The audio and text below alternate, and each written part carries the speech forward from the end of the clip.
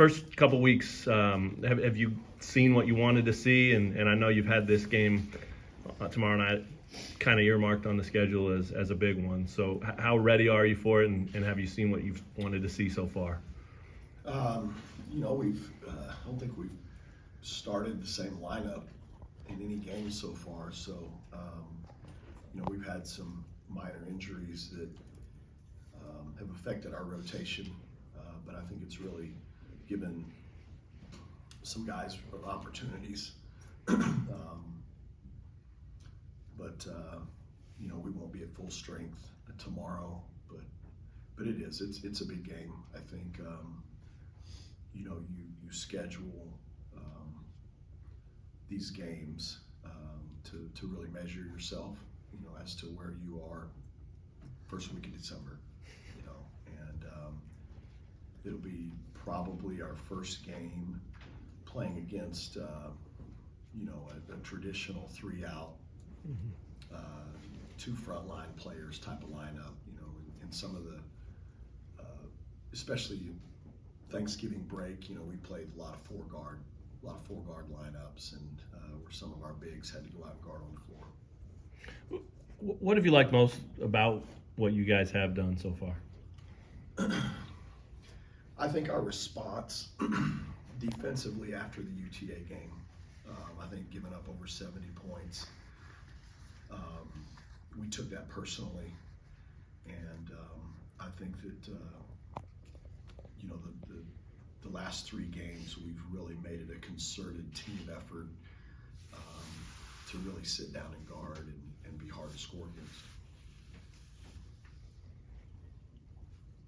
I think Tyana's averaging double right now. Do you think that's sustainable for her as these weeks progress? I think it's relative to minutes played. I think if she can stay out of foul trouble,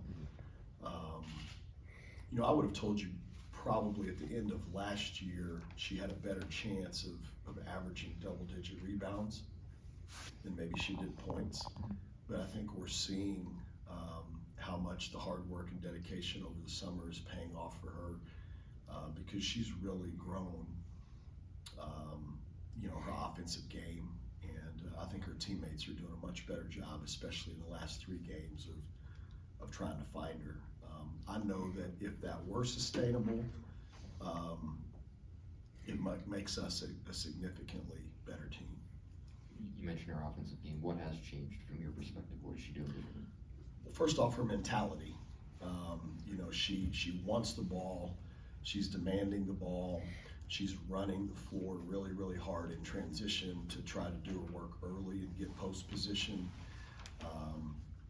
And I think that the last few games she's been able to create some angles and get some easy baskets, but probably what she hasn't shown yet is her ability to face up and make that 8 to 12 footer and make you respect that, so that she can then use her quickness to drive it.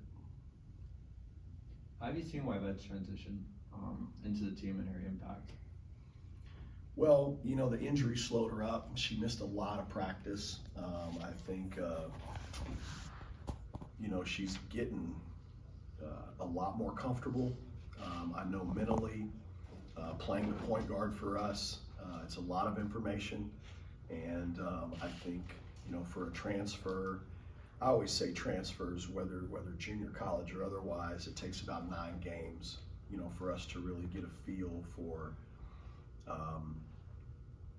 the impact that they're going to have. But she's ahead of schedule there for sure, and I think is getting a lot more comfortable, and definitely makes us a better basketball team when we can play her and Zakiya together some. And being 5-0, how do you guys what was something that you've seen so far from these games in the season that allowed you to be like this, and what can you guys continue to keep doing for the rest? Well, we're averaging 75 points a game, and we're not shooting it well at all. We're only shooting 24-25% from 3. We're a much better shooting team than that. I mean, when you look at Holly Kerskeeter and Wyvette's numbers, and maybe even Mia Vukcic's 3-point numbers, they're much better shooters than what they're shooting at currently, and that'll self-correct. And I think, when we start making some shots, I think we'll be as pleased with our offensive improvement maybe as we are our defensive improvement right now. Hey, Coach, I know you just kind of touched on scoring 75 points a game, but you guys lead the Big 12 in margin of victory. So what can you say about your group's ability to get back and defend some of these offenses you guys have seen so far? Well, I can't. I don't put a lot of stock in any of these numbers early because teams have played a variety of competition levels. Iowa State's coming off a tournament where they played some really good competition, and we're going to play great competition here in December that's going to be better than what we played in November. But the defensive, the numbers that I'm most worried about right now are defense and rebounding. Are we holding people to whatever game goal we set? What's our defensive field goal percentage, and are we out rebounding people? Those are the things that we're most concerned about. And then also, Coach, I know we kind of talked about Tayana for just a second. With 10 boards a game and about 16 points a game, what can you say about her off the court, kind of in your guys' locker room as a senior, and kind of just a veteran presence that's led you to this 5-0 start? Well, I think, Tayana is one of those players that projects confidence, and that can be contagious in a locker room. I know that there are players who feel like they're much better defensive players because they have her behind them, protecting the basket. And I think that we're a lot more comfortable, and she's earned it. We're a lot more comfortable hunting her in the low post for opportunities to finish plays. So you've mentioned that you have never really stayed the same starters in the game. How have you felt the depth since up to the season, the depth of your team has been coming into this tomorrow's game?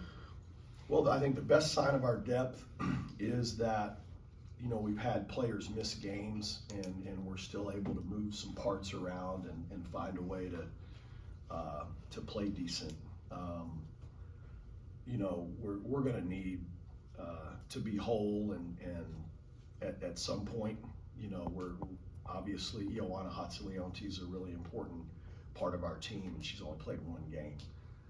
So getting her back into the fold at some point allows us to move Prater back into the perimeter group, although we really like how Chandler's playing right now at the 4 spot, and I think we could see that quite a bit throughout the year. Yeah, you've mentioned how you want to work on your defensive rebounding, which is something Tayana and Chandler have been doing. So you kind of said you like her at the 4, but how do you see her messing up? Well, I think it's important to have, Chandler's a hybrid, she can play 3 different spots for us. And obviously her athleticism and her toughness are really evident, but she's intellectually really, really bright, and I don't just mean academically. Sometimes that doesn't always translate to basketball, but her basketball intellect is really, really high, and she can move around and do some things where she never gets any practice reps. What are you expecting crowd-wise tomorrow night? I hope really, really good. Yeah.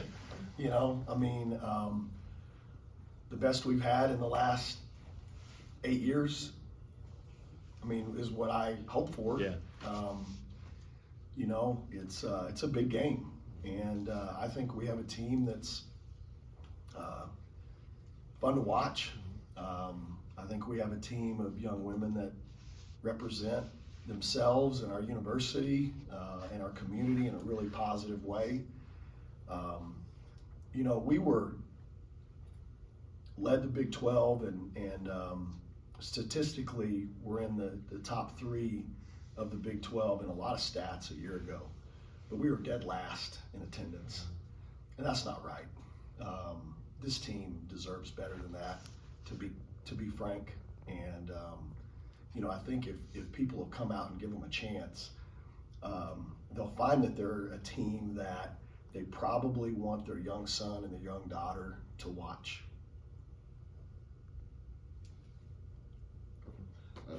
Do you feel like Texas A&M is being overlooked in any regard? They were picked to finish 11th in the preseason media poll for the SEC.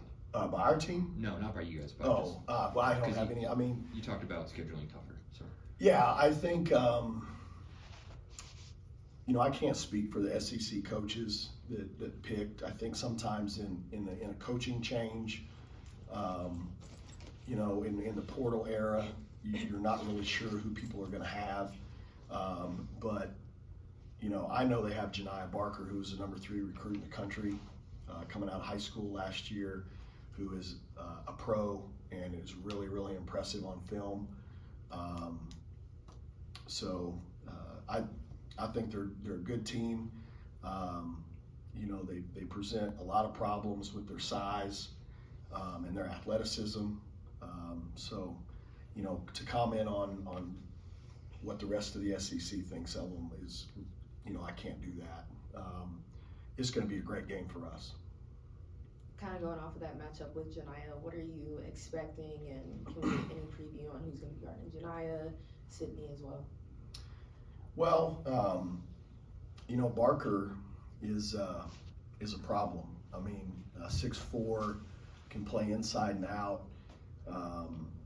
Shoots it above her head and can fade away. We'll probably throw several different body types at her. I'm sure Chandler will probably start there, which she's given up a lot of height. But I think it could be anywhere from her all the way to Twin. We'll just have to see what we think fits best, and then Sydney obviously is just shooting the cover off of it right now, and she's the type of player where you got to be there on the catch, and you got to have high hands and try to make her bounce it, because she's shooting it really, really well from 3. And then